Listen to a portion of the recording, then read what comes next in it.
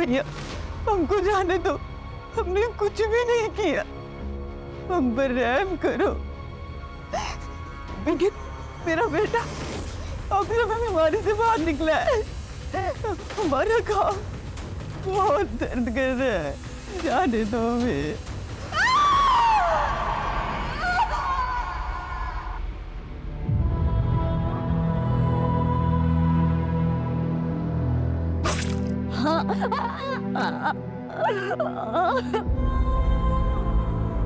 Please मुझे छोड़ दीजिए।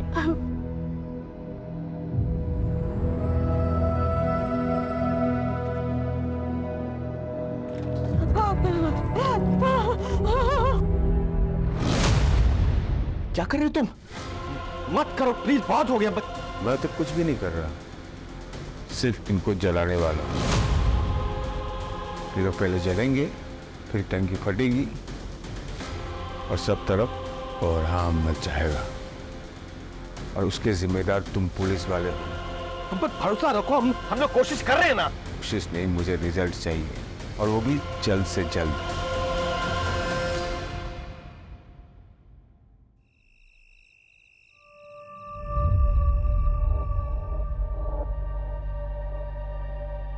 कितना टाइट है ये, कभी निकालने की जरूरत पड़ गई ना तो निकलेगा भी नहीं है। अरे क्या जरूरत है निकालने की, तुम्हारे पैरों की पायल की तरह इसे भी रहने तो हमेशा भी है अपने पास।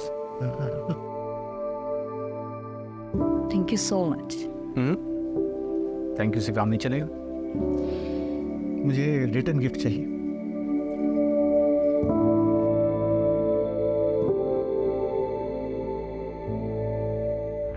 एक मिनट, मैं अभी आया। क्या हो गया? कुछ अभी आया। अरे कहाँ जा?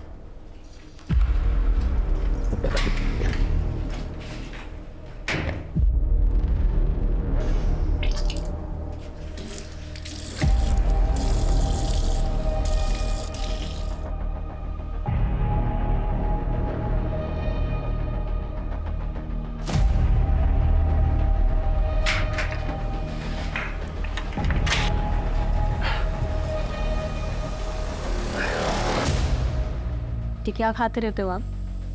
ओ मैं वो मौत फ्रेश में।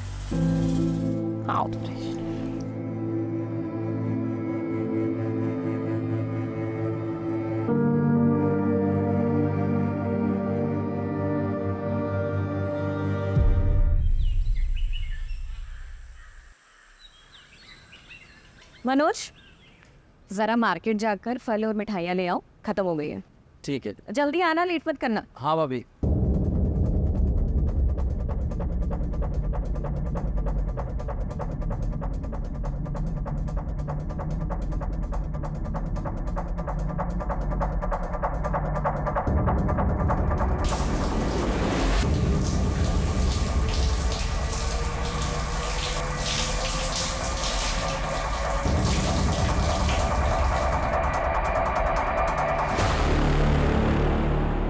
गजब का शरीर पाई रे तुम्हारे बाल की। रमाकांत दूध से ना आता है क्या इसको? क्या पता नहलाता भी हो। पकड़ते हैं इस नीतू को, दिखाते हैं वीडियो, करते हैं ब्लैकमेल, मजे। और हमारे इस होने वाले बच्चे का, आपके होते हुए ये लोग मेरे साथ ये सब कर रहे हैं। आप नहीं होंगे तो ये मेरे साथ पता नहीं क्या क्या करेंगे। और इस बच्चे, क्या ये सच है? मैं बाप बनने वाला हूँ।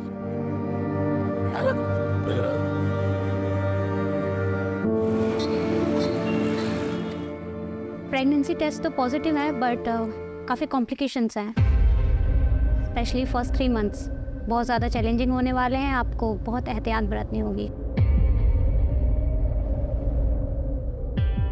ज़्यादा घबराने की कोई ज़रूरत नहीं है, मैं बच्चा होने तक यहीं रुक जाऊंगी, तुम्हारी मदद भी हो जाएगी। नहीं भाभी, उसकी जरूरत नहीं। मेरा मतलब है कि आप यहाँ रहेंगी तो सोनू मोनू और आपके घर को कौन देखेगा? जरूरत नहीं। हाँ वो तो ठीक है, बच्चे की सुरक्षा के लिए मैं हमारे गुरुजी से बात करती हूँ। उनके पास कोई ना कोई तोड़ जरूर होगा। हाँ वो ठीक है। एक मिनट। हेलो। और सोनू मोनू, तुम दोनों का क्या चल रहा है? बस 12वीं की तैयारी चालू है मेरी। हाँ, मेरी 10वीं की।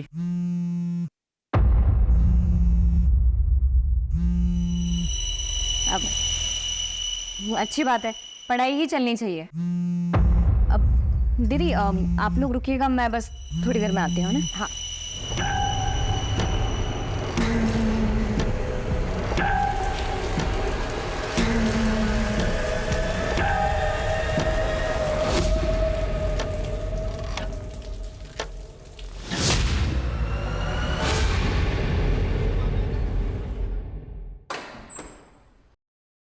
अरे ऐसे बिना बताए कहाँ चले गए थे तुम?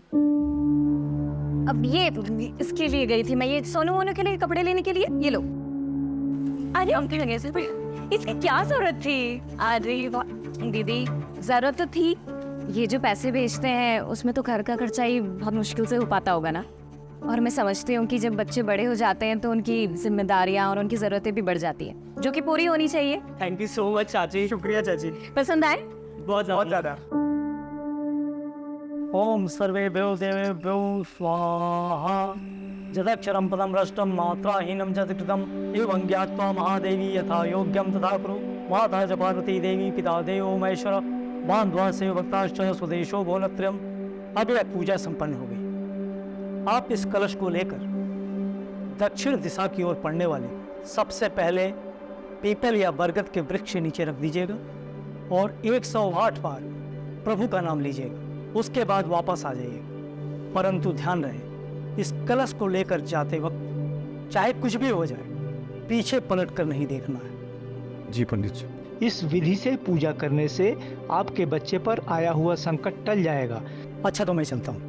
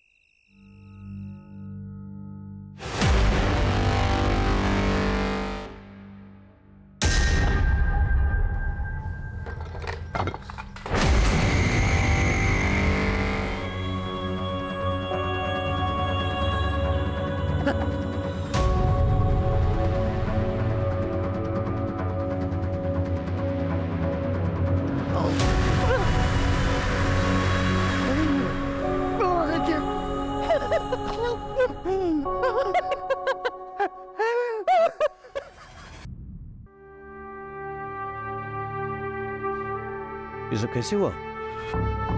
सर, रात को हमारे घर में पूजा थी सर। पंडित जी के आदेश अनुसार मैं वो बोले कि नारियल लेके बरगद के पेड़ में रख के आओ।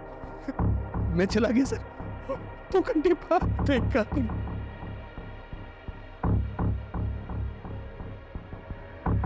घर की तलाशी ले। चल। सर देख के तो लगता है कातिल ने अपना गुस्सा निकाला है। लेकिन सर एक बात मुझे समझ में नहीं आ रही, इतनी बेरहमी से मारा गया है तो मरते वक्त जाहिर सी बात है ये औरत तड़पी होगी, चिल्लाई होगी। आसपास पड़ोसियों में से किसी ने कुछ नहीं सुना, ऐसे कैसे हो सकता है? पहले से मारा गया, फिर हाथ पैर काटे गए। लेकिन सर हाथ पैर क्यों काटेंगे फिर? क्या इन्होंने अपने हाथ पैर में कुछ पहन रखा था? मैं देखा था सर, वो उनके हाथ में सोने के कड़े और पैर में पायल थे। शोम नहीं है, समझे? क्या और कुछ मिसिंग है घर से? नहीं मालूम मुझे। हाँ सर, अंदर लॉकर भी को लॉकर तो तोड़ा गया है। पता नहीं उसके अलावा मुझे कुछ नहीं मालूम था।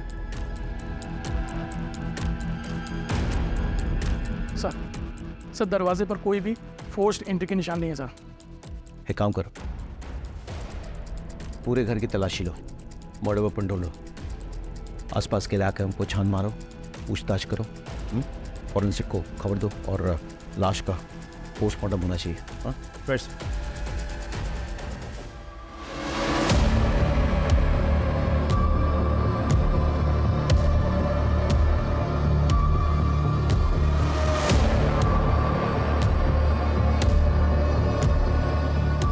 हम खाते हैं क्या? जी सर। ये पीक आपकी है?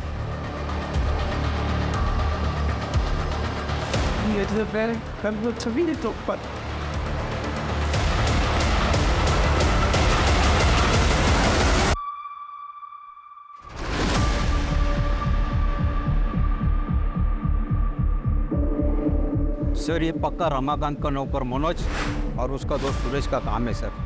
दोनों की गंदी नजर थी साहब नीतू भाभी पर। सर ये जरूर रमाकांत के चचेरे जीजा महेश और उसके दोनों बेटों विशाल और अजय का काम। ऐसा क्यों? सर उन दोनों परिवारों के बीच में गहरी दुश्मनी है जिसकी नींव 2 साल पहले पड़ी। बात सुनिए, छोटा भाषण। शांत हो जाओ, अरे शांत हो जाओ। हम कहीं भागे नहीं जा रहे हैं, यहीं पर हैं। सबकी समस्या का समाधान करेंगे। हमारे लिए प्रधानमंत्री जी ने जो मुफ्त का राशन भेजा है वो हमको चाहिए। हाकिम से माफी भी। तुम मांगोगे मेरे पापा से माफी? एक खरगोश तू बैठ, चुप चुप। ये तो टके की बात से आगे होगा ना। रुक जा।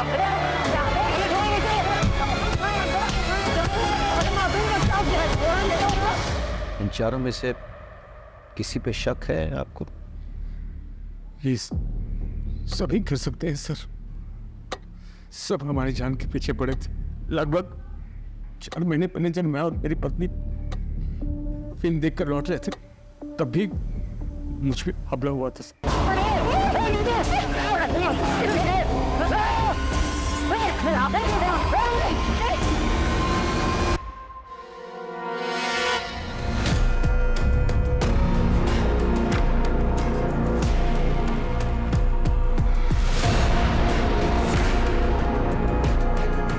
देखना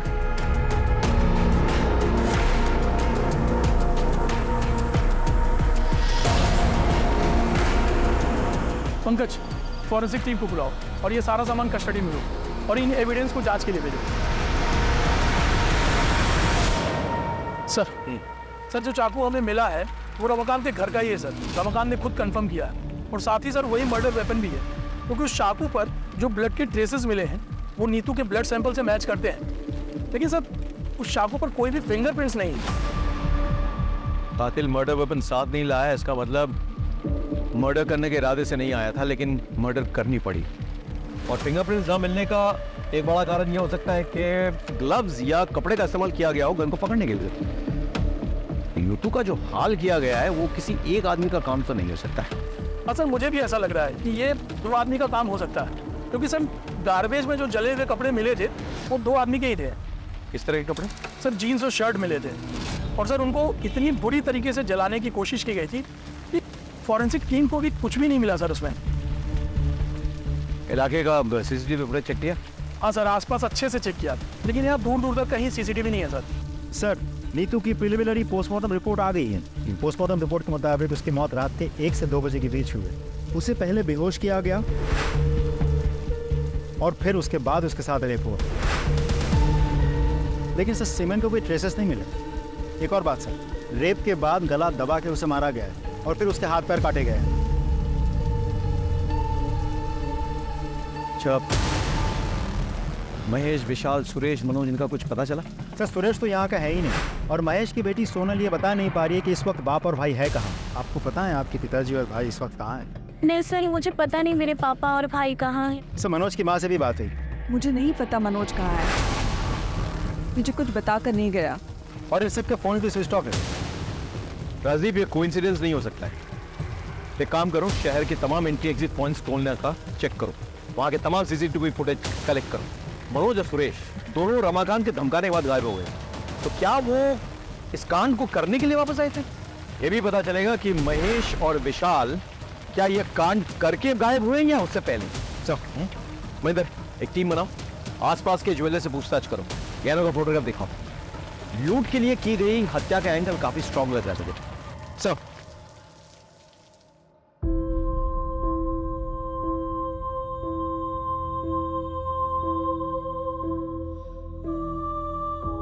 इतनी बेरहमी से मारा गया है तो मरते वक्त जाहिर सी बात है ये औरत तड़पी होगी, चिल्लाई होगी।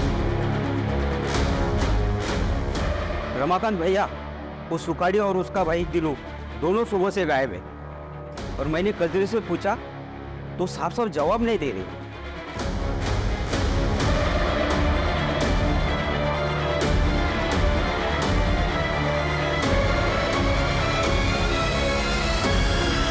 नहीं है और विकेन के पापा का फोन तो घर पर ही है। मैं सच कह रही हूँ मालिक। अच्छा अच्छा अभी क्या अभी बुला, वरना सुन क्या रे, मैं अभी तक कुछ नहीं किया और मैं करूंगा ना तो पता भी नहीं चलेगा मैं क्या कर सकता हूँ। बुला उसको, चल बुला यहाँ पर, आगे चल।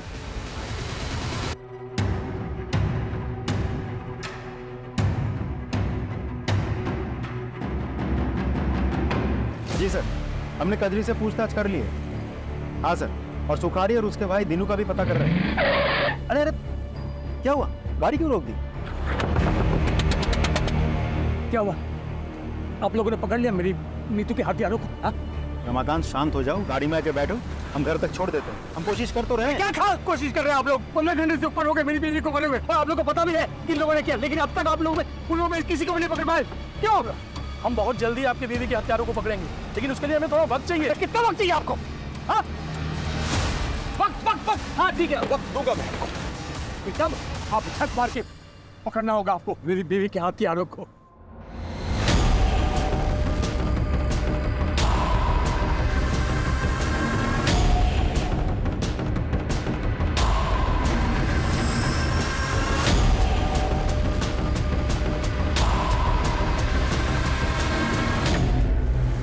सर आप चिंता मत कीजिए सर, ट्रस्ट मी, कातिल बहुत जल्द पकड़ा जाएगा। Sure sir.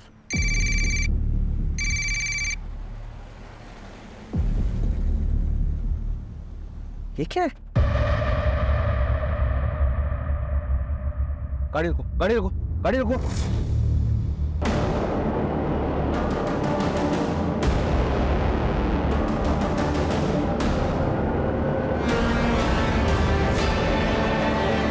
कौन है तुम? क्यों बंधन बना कर रखा है लोगों को? वही जिसकी बीवी के कातिलों को पकड़ने के लिए तुम लोगों को वक्त चाहिए। दिया मैंने वक्त, 48 घंटे है तुम लोगों के पास।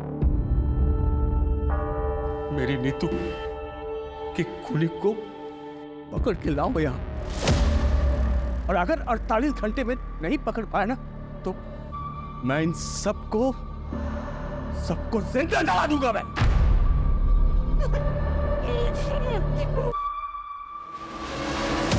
अरे पानी की टंकी जलाने वाले तेल से भर दिया, और इसके अलावा मैंने घर में अलग अलग जगह जलाने वाला तेल रख दिया है। बस एक माचिस की तीली की देर, फिर ऐसा ब्लास्ट होगा और तरफ कोहराम मच जाएगा। कोहराम।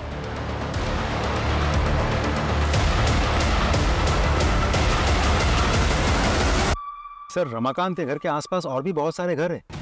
अगर रमाकांत के घर में आग लग गई या ब्लास्ट हो गया तो आसपास के सारे घरों में आग लग जाएगी। नहीं नहीं, हम ऐसा नहीं होने देंगे। कोई ना कोई रास्ता निकलेगा कोशिश को छुड़ाने का। चलो।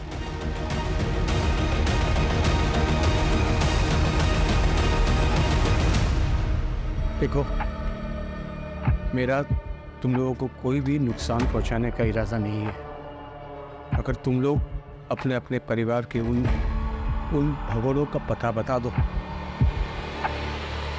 जो मेरी बीवी मार के गायब हुए थे, मैं तुम लोग सबको छोड़ दूंगा।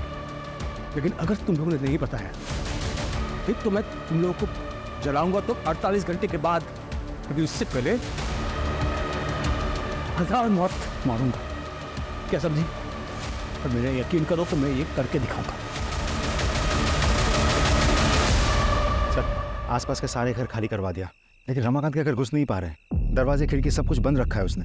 कोई एंट्री पॉइंट ही नहीं मिल रहा है। छत से कूद के भी नहीं जा पा रहे सर।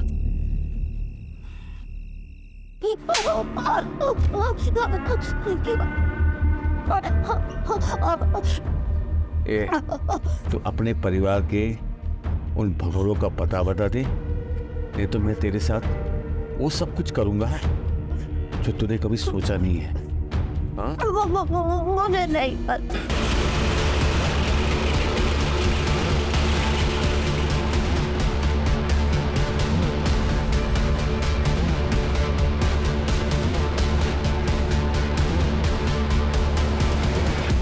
नहीं पता?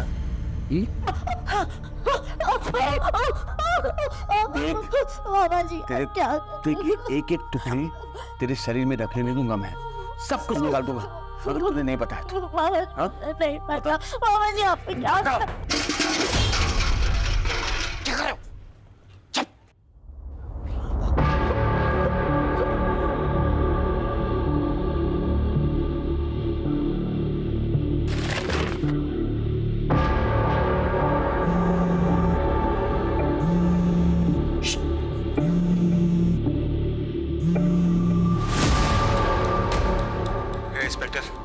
तुझे क्या लगता है मुझे पता नहीं है कि तुम लोग मेरे घर के आसपास आ गए हो? हाँ? नहीं नहीं नहीं, ये झूठ है। हम ऐसा कुछ नहीं कर रहे। इंस्पेक्टर,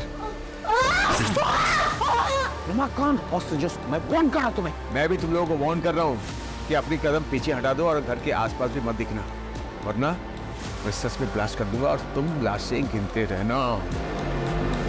ठीक है, हम ऐसे करेंगे, मैं वादा करता हूँ। तुम हॉस्टेज को टच मत करो। सर एक काम करें, इसे घर के पीछे के रास्ते से एक दो आदमी चुपके से ले जाना। बिल्कुल नहीं, बिल्कुल नहीं। ये सालगिरह है, दिमाग घूम गया इसका, कुछ भी कर सकता है। हमारे पास एक ही ऑप्शन है, कातिल को निकालना। समझे कि नहीं? चलो सर।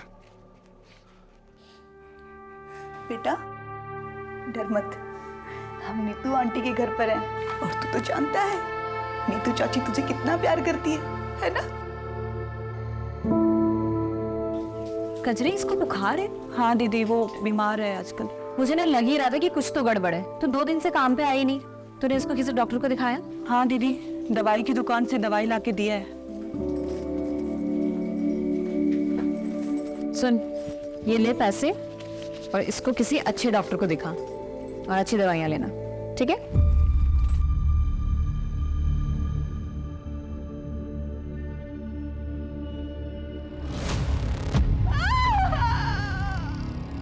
कहाँ है वो दोनों भगोने? बता दे, तीनों और भगोने कहाँ हैं? मुझे नहीं पता। तो बताना अपन, दोनों कहाँ हैं भगोने? मुझे सच में नहीं पता मालिक। बेटा मुझे सच में नहीं पता मनोज का, वो मुझे कभी कुछ नहीं पता।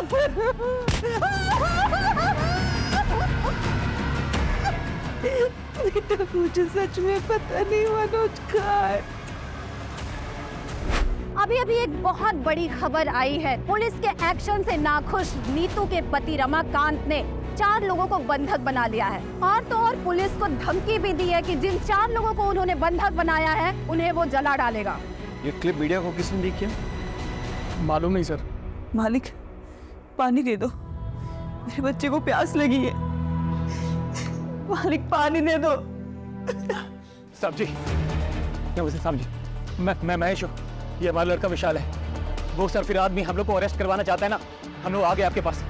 उसको बोलिए हम लोग खुद सरेंडर करने को तैयार है साहब, प्लीज हमारी सोनाली को बचा लीजिए। और सर हालांकि हमने किसी का खून नहीं किया है, लेकिन अपनी सोनाली के बचाने के लिए हम ये भी इल्जाम अपने सिर पर लेने के लिए तैयार है सर। कुछ कीजिए साहब।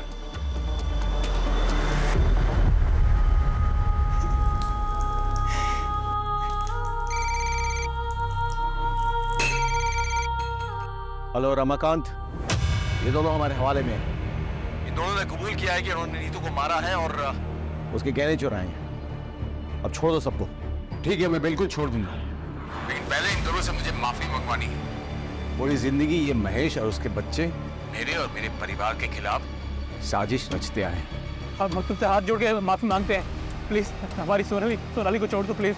इतनी आसानी से नहीं, पहले जमीन पर थूक फेंको, उसको चाटो, दोनों के दोनों। चलो चाटो।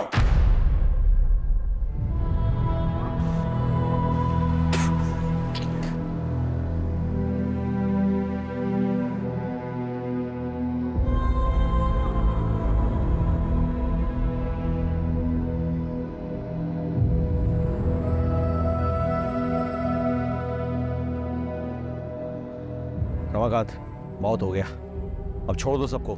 मेरे बीवी के वो सोने के कड़े मुझे दिखा दे एक बार, सबूत के तौर पर कि इन दोनों ने मेरी बीवी को मारा है और गहने चुराए, बस दिखा दे। गहने? हाँ, नहीं है ना, मतलब ये दोनों मेरी बीवी के कातिल नहीं है। मेरा टाइम खराब करना बंद करो और असली कातिल को मेरे सामने ढूंढ कर लाओ, वरना इन सबको मैं सचमुच जिंदा जला दूंगा।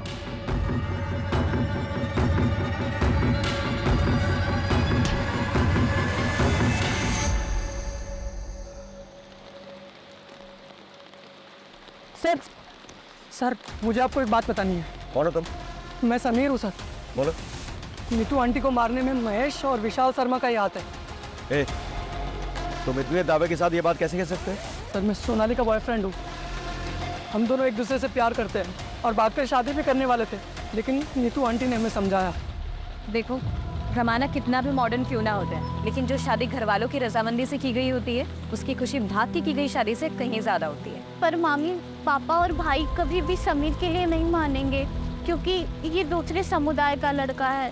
फिर तो तुम लोग कोशिश तो करो, क्या पता मान जाए। पर फिर भी नहीं माने तो मैं हूं ना, मैं तुम लोगों का साथ दूंगी, ठीक है? उन्हीं की बात मानकर सोनाली ने अपने घर वालों से बात की। तब से आपके बोलने की वजह से मैंने पापा और भाई को समीर के बारे में बताया। देखो उसका अंजाम क्या हुआ है। मैं समीर के अलावा किसी और से शादी नहीं करूंगी, और ऐसी कोई नौबत आती है तो इस घर से मेरी डोली नहीं, मेरी अर्थी उठेगी। नहीं नहीं नहीं सोनाली, ऐसा कुछ भी नहीं होगा, ठीक है? मैं हूं ना। सॉन्ग, मुझे मेरा प्यार कब मिलेगा? मिल जाएगा, सही समय तो आने दे। और अगर ऐसे बेचैन होगे तो सब कुछ खराब भी हो सकता है। उन्होंने ना सिर्फ सोनाली को आज तक घर में बंद किया है, बल्कि नीतू आंटी को मारने की साजिश भी कर रहे थे वो। तो अब तक कहाँ थे तुम? सर मैं इंदौर था, मुझे जैसे ही इस मामले का पता चला मैं यहाँ भागा दौड़ा है।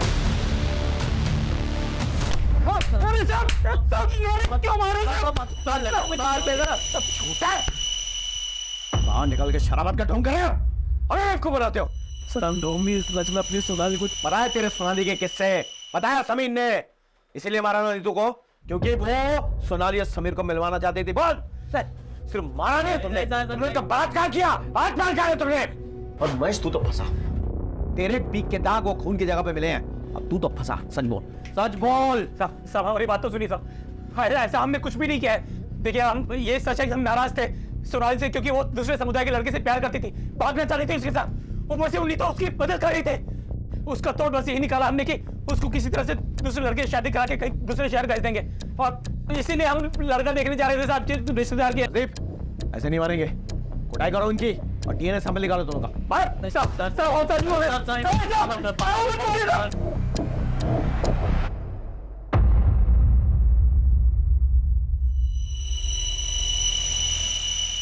देखिए, मैंने आप लोगों को मजबूरी में बुलाया यहाँ पे, और रमाकांत जो है आपे से बाहर हो गए। आप प्लीज उससे बात कीजिए, उसे समझाइए। एक मिनट, क्या लीजिए, बात कीजिए। ये क्या कर रहे हो रमाकांत? बंद करो ये सब, छोड़ दो उन मासूमों को। अरे मासूम तो वो थी जिसको मार दिया इन लोगों ने। उसका वो हासिल किया कि देखने सुनने वाले की रूह कांप जाए। मैं इन लोगों को तब तक नहीं छोड़ूंगा जब तक उसके असली कातिल नहीं मिल जाते। मैं बोल रही हूँ ना तुमसे, छोड़ दो सबको। तुम्हें तुम्हारी विधवा भाभी का वास्ता। वही वास्ता ना भाभी, हाँ, जिसको दे दे के तुमने अपनी जाल में मुझे फंसाया था। मेरी पूरी जवानी बर्बाद कर दी तुमने, लेकिन अब तुम्हारी वो पैंतरे नहीं चलने वाले। मैं वो रमाकांत नहीं हूं जिसको तुमने अपने पति के मरने के बाद अपनी शारीरिक जरूरतों के लिए फांस रखा था, जिसकी शादी तुम नहीं होने देना चाहती ताकि तुम मालकिन बन के रहो और मैं तुम्हारे बच्चों का पालनहार। बंद करो अपनी ये बकवास। चाचा, फालतू बात मत करना, वरना क्या बे? अरे नीतू कितना मानती थी इसको, लेकिन ये उससे जलती थी। सच में भाभी, तुम जलती थी ना? एक बात बताओ, कहीं तुमने तो नहीं मरवा दिया नीतू को? हाँ, सच बताना, ताकि फिर से सारा कंट्रोल तुम्हारे हाथ में आ जाए। बस करो तुम्हारी बकवास, इससे ज्यादा सुनने की हिम्मत नहीं हमारी।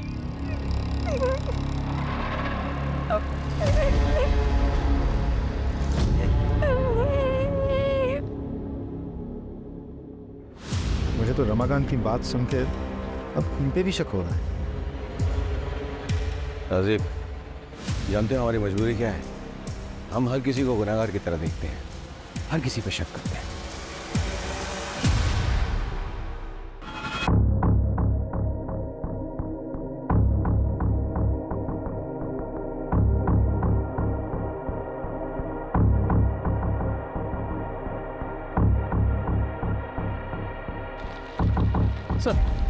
सर ये आधार कार्ड मिला है, लेकिन सर इस पर नाम और एड्रेस दोनों जल चुके हैं। अरे तो नंबर तो है ना, नंबर से डिटेल्स पता करो। Right sir, come on. Sir, Suresh की गाड़ी ने अभी अभी चकिया टोल नाका क्रॉस किया है। फास्ट टैग से हमें लोकेशन मिली है। फैंटास्टिक। लोकल पोजीशन में खबर करो, इन्फॉर्मेशन शेयर करो, तुरंत अरेस्ट करवाओ। Right sir, come on.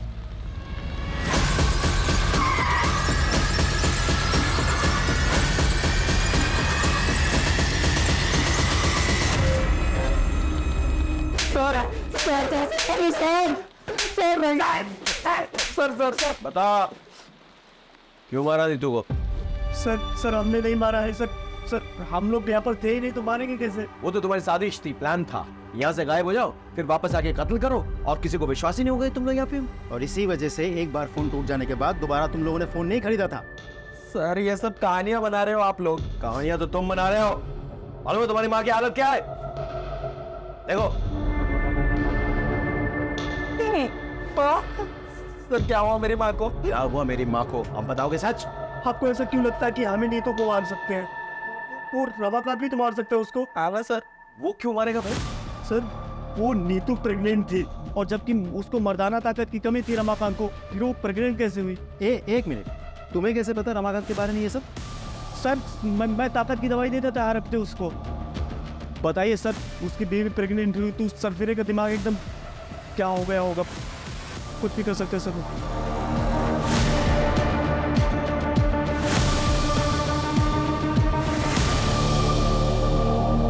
Suresh और मनोज ने रमाकांत पे जो इल्जाम लगाया है, आपको क्या लगता है इस बात पे कितनी सच्चाई है? डिनाई भी तो नहीं कर सकते। ऐसा पहले भी हुआ है कि पति ने कांड किया, उसके बाद ऐसा ड्रामा किया कि उस पर कोई शक ना करे। तो फिर क्या करे सर, पता कैसे करे? क्योंकि सबके मुताबिक नीतू रमाकांत की जान है, और वो खुद भी ये बोल रहा है। एक काम करे सर, रिवर्स साइकोलॉजी ट्राई करते हैं। नहीं, बहुत रिस्की है सर, एक बार ट्राई तो करते हैं। No Rajdeep, no. इसमें हेलो, एक मिनट, हेलो।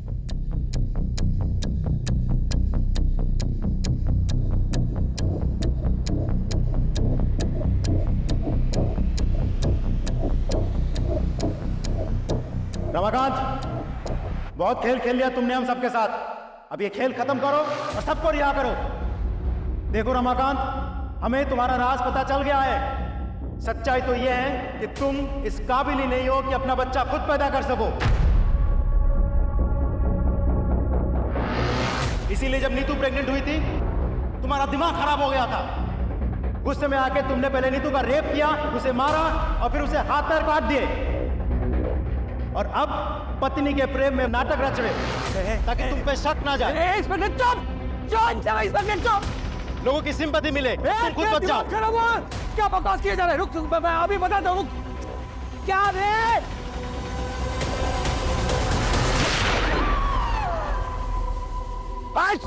रमाकांत, सरेंडर कर दो अभी। क्या कर रहे हो तुम? भागो रमाकांत। कान में सुनाई दी आवाज, किसी को कुछ मत करो प्लीज, हमसे गलती हो गई।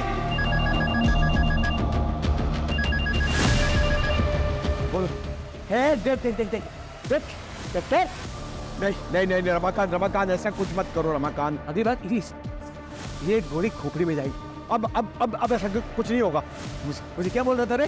कटरी को बाहर आने दो, या फिर हम में से कोई अंदर जाए उसके मेडिकल ट्रीटमेंट के लिए। नहीं, यहाँ न कोई आएगा न यहाँ से कोई जाएगा। अरे वो देख के मर जाएगी वो। तो बचाओ ना इसको। इसको बचाओ और बस बाकी सबको बचाओ। लेकिन उससे पहले असली कातिल को ढूंढो जिसने मेरी नीतू का कत्ल किया है। ढूंढो। मैंने मार क्या था तुमको? ये बेवकूफी करने की क्या जरूरत थी? I'm sorry सर, और कोई ऑप्शन नहीं था।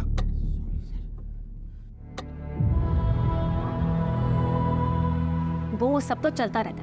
अच्छा ये बताओ कि खुशखबरी कब दे रही हूँ? 4था साल चल रहा है तुम्हारी शादी को, सब ठीक तो है ना? हाँ हाँ दीदी सब ठीक है। हाँ हाँ तो बस देर किस बात की?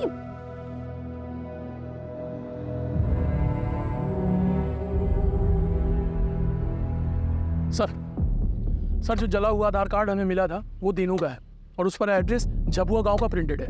फौरन जाओ वहाँ, पूछताछ करो और पता करो इन दोनों भाइयों के बारे में। Right sir.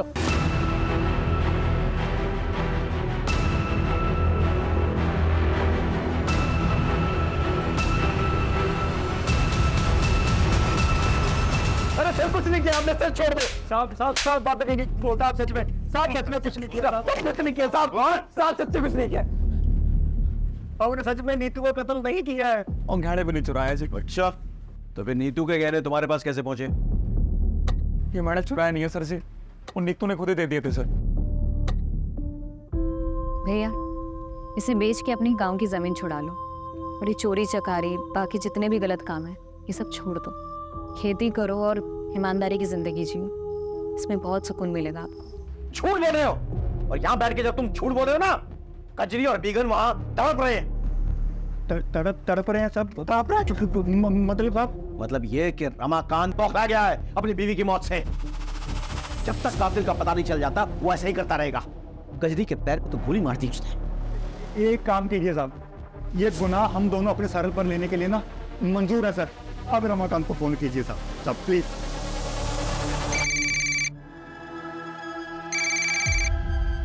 रमाकांत, हम लोगों ने कातिलों को पकड़ लिया। ये सुखारी, ये तीनों, इनने कबूल कर लिया है कि देखो इनसे नीतू के गहने बरामद हुए। अब तो छोड़ दो सबको प्लीज। हाँ बात कराओ दोनों से। मालिक गुनाह हो गया हमसे, हमें माफ कर दो। हम अपने आप को पुलिस वालों के हवाले कर रहे हैं। अब हमारी बीवी और बच्चों को छोड़ दीजिए। तुम लोगों ने जोंक की तरह खून पिया है नीतू का, इसलिए तुम लोगों को माफी नहीं सजा मिलेगी। अगर तुम लोग चाहते हो कि इन सबको रिहा कर दूं मैं, तो सबसे पहले तुम लोग अपने अपने कपड़े उतारो और एक दूसरे को 5-5 कोड़े मारो। जल्दी चलो।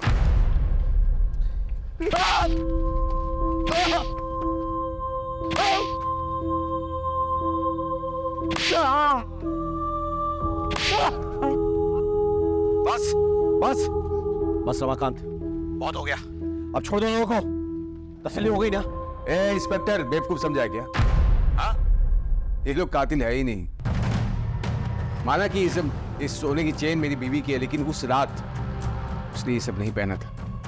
इसलिए टाइम पास बंद कर और असली कातिल को ढूंढ के ला, वरना मैं सबको सच में जला दूंगा। मजाक नहीं कर रहा हूं मैं, इसलिए मजाक करना बंद कर।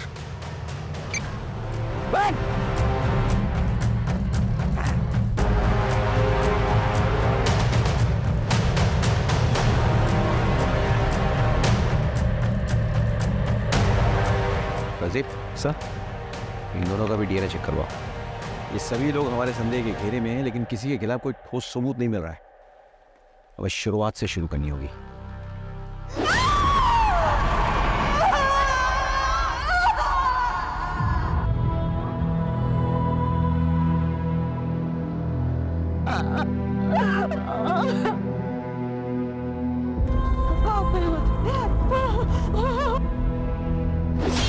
हमें मर्डर वेपन तो मिल गया, लेकिन इस पे कोई फिंगरप्रिंट्स नहीं मिले। जो कपड़े जलाए जा रहे थे वो जीन्स थे, और उनसे हमें यह सुराग मिलता है कि एक नहीं 2 लोग इन्वॉल्व थे, लेकिन जीन्स जले हुए थे, और इसलिए फॉरेंसिक कोई निष्कर्ष नहीं निकाल पाई। जीन्स के ये जो बटन है ना, इससे लगता है कि काफी महंगे ब्रांड के जीन्स थे। अब इतने महंगे ब्रांड के जीन्स यहाँ कौन पहनता होगा? सर आसपास के मार्केट में पता करो कि ऐसे ब्रांडेड जीन्स कौन रखता है, शायद वहां से कोई क्लू मिल जाए।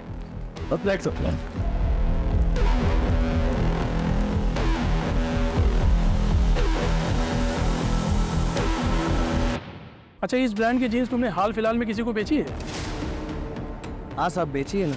काफ़ी अरसे के बाद पिछले हफ्ते 2 जीन्स बेची है मैंने।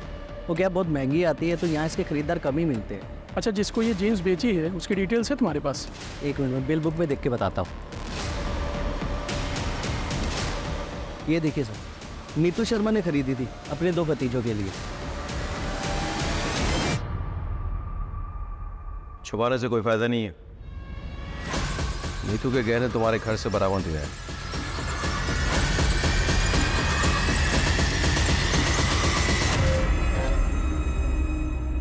हमें यह भी पता चल गया है कि जो जीन्स तुम लोगों ने जलाई वो नीतू ने ही तुम्हें गिफ्ट दिए थे। उसमें खून के धब्बे लग गए थे, इसलिए तुम्हें उसे डिस्ट्रॉय करना पड़ा। बहुत जल्द तुम लोगों के स्पिट सैंपल्स क्राइम सीन से मैच होकर पहुंच जाएंगे। उसका इंतजार करोगे या खुद ही सब कुछ बोल डालोगे? क्यों, क्या ये सब? इस रमाकांत को सबक सिखाने के लिए। दरअसल जब हमें पता चला कि हमारा कमीना चाचा हमारी परवरिश करने के लिए हमारी माँ के साथ, तब से हमें उस शैतान से नफरत हो गई। हमने अपने एक दोस्त के साथ दोनों पति पत्नी को मारने का प्लान भी बनाया, लेकिन दोनों के दोनों बच गए। चाचा के होने वाले बच्चे की पूजा के बारे में पता चला तो हमने प्लान बनाया। और हम ये भी जानते थे कि चाचा के घर से पीपल का पेड़ 10-12 किलोमीटर दूर है और चाचा को उसे ढूंढने में कम से कम 2 घंटे लगेंगे। इतने में हम अपना काम पूरा करके वहाँ से भाग जाएंगे। और जैसे ही वो निकला,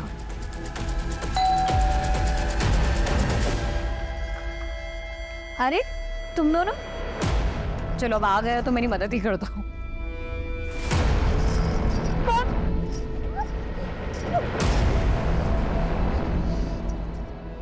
उन्हें बेहोशी की दवा सूंघाई और उनके साथ बलात्कार किया।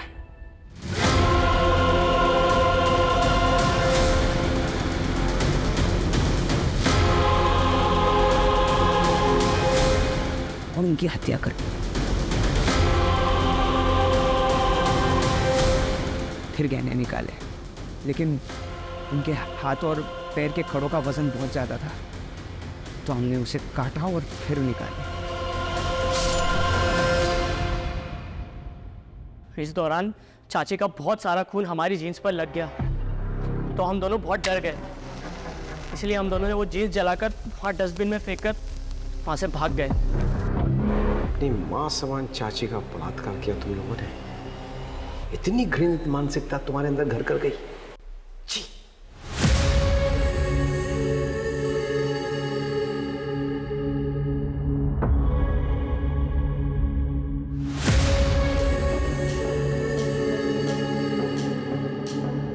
ये केस उन केसेस में से एक है जो मुझे हमेशा याद रहेगा।